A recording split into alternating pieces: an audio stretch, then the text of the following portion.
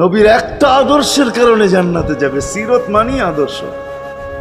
আর এটা আমরা কদমে কদমে মোহতাজ।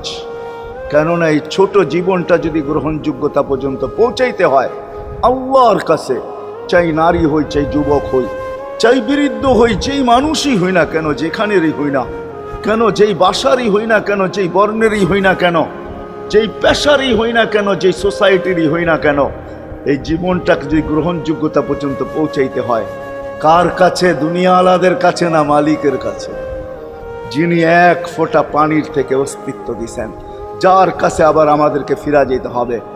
পালানের কোনো সুযোগ নাই। এই জন্যই কোরআন আমাদেরকে বোঝায় আইনাল মাফার। আল্লাহ বলতেছে কোথায় ভাগবে তুমি, বলো কোথায় ভাগবে? কবির কথাই সত্য, যদিও নাকি পালাও তুমি আকাশেতে লাগিয়ে সিঁড়ি, সিঁড়ি লাগাও যদি আকাশ